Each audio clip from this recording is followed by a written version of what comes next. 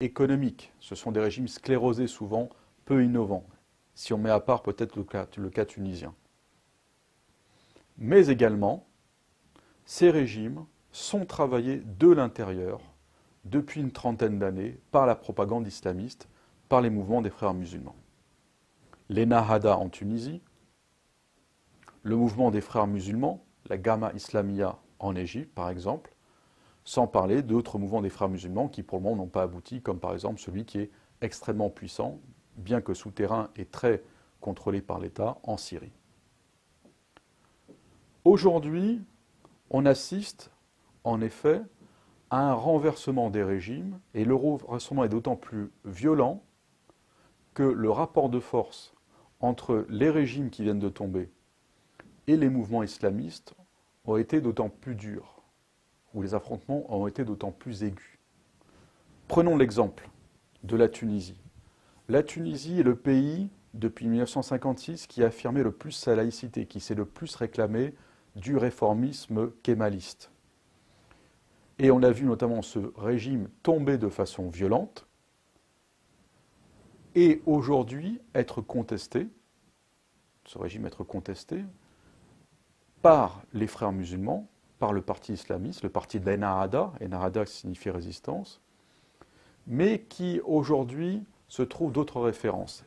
La référence, on le verra aujourd'hui, c'est l'AKP, le parti islamiste au pouvoir en Turquie de Recep Tayyip Erdogan, qui sert en quelque sorte de matrice en toile d'arrière-fond à ces nouveaux régimes qui pourraient s'installer.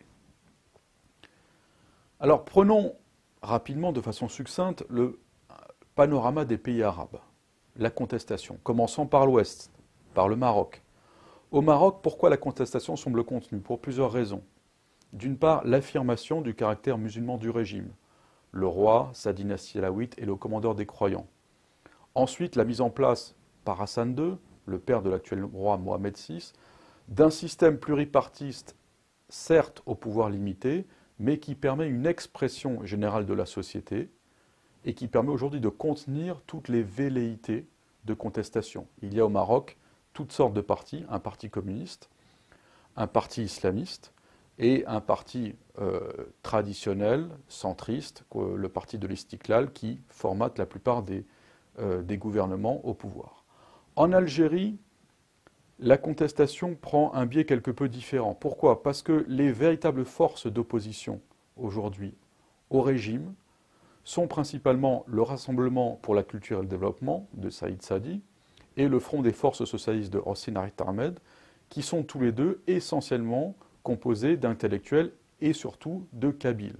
Donc ces partis ont du mal à promouvoir une contestation générale à partir du moment où ils sont essentiellement l'expression d'une fraction certes importante, mais minoritaire du peuple algérien. En Tunisie, nous l'avons vu, aujourd'hui, on va assister progressivement, à mon sens, à une montée, une revendication du parti Ennahda, qui va jouer à terme le jeu des élections démocratiques, puisqu'il a dit que son modèle c'était l'AKP turc, mais on constatera quand même au passage qu'un prêtre égorgé et une synagogue incendiée sont des choses qu'on n'avait pas vues, à mon avis, à mon sens, depuis un certain temps en Tunisie, si on exclut bien sûr l'attentat de Djerba au début des années 2000, mais un certain nombre de faits particulièrement inquiétants dans une société traditionnellement ouverte en Tunisie doivent amener les Occidentaux à réfléchir.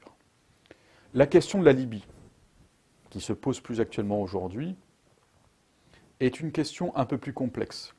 Kadhafi n'a jamais caché son caractère islamisant du régime. Kadhafi est certes un Assyrien de création, mais un Assyrien dont l'orientation islamique a toujours été affirmée. Néanmoins, Kadhafi n'échappe pas à une revendication islamiste encore plus forte, puisque Al-Qaïda a ouvert pris position contre lui, et également, dans cette brèche de la révolte libyenne, une opposition des tribus entre l'Est et l'Ouest, entre la Tripolitaine et la Cyrénaïque, avec l'enjeu notamment central du golfe de Sirte, qui recoupe des affrontements, des positionnements différents dans l'histoire de la Libye. L'Égypte elle-même, l'effondrement du régime de Moubarak s'explique en bonne partie, à mon sens, par le fait que Moubarak, Sadat lui-même avant, ont donné un certain nombre de gages aux islamistes dans une société qui est pourtant par nature plurielle. Je rappelle que les Coptes ont longtemps composé 15% de la population, mais que Sadat, dans les années 70, au même moment où il concluait la paix avec Israël, avait favorisé une pratique civile de la charia à une grande échelle, et que Moubarak lui-même avait encouragé les menées contre les Coptes, allant même jusqu'à supprimer les postes réservés aux Coptes au sein du Parlement égyptien. On mettra quelque peu de côté, même si cela présente un certain nombre d'éléments intéressants, la question de Bahreïn. Bahreïn, on le sait, a une typologie particulière, puisque nous avons une société majoritairement chiite, mais un émirat sunnite qui dirige le pays. Et on sait qu'à Bahreïn, l'Iran notamment travaille la majorité de la population et espère un renversement de l'émirat de Bahreïn et montrerait en tout cas une pénétration très importante de l'Iran dans le Golfe. Il faut rappeler que les États-Unis possèdent à Bahreïn leur base la plus importante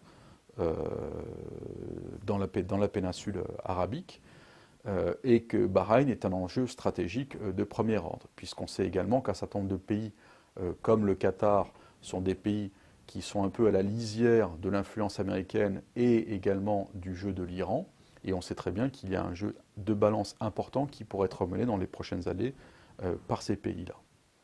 Alors pourquoi parler de l'Iran justement? Parce que, toile de fond également, en toile de fond, nous avons la pénétration iranienne dans le jeu arabe aujourd'hui. On le voit aujourd'hui, la révolution iranienne n'était pas seulement une révolution chiite à la base, mais une révolution pan-islamique qui vise en quelque sorte à donner à l'Iran en quelque sorte de leadership islamique. On le voit aujourd'hui, certes, on voit se dessiner un croissant chiite, persan diraient d'autres, au Proche-Orient, avec la mainmise bientôt sur l'Irak, majoritairement chiite. L'alliance stratégique avec Damas, les Alaouites au pouvoir, sont une secte qui dérive du chiisme. La mainmise aujourd'hui sur les institutions libanaises par le biais du Hezbollah, parti, s'il en faut, pro-iranien, mais également le soutien depuis plusieurs années, notamment à la suite du 11 septembre, le soutien affirmé par Téhéran au Hamas, mouvement sunnite, qui permet à Téhéran de tenir l'étendard de la Palestine, et qui tient l'étendard de la Palestine, tient naturellement l'étendard de la revendication islamique politique.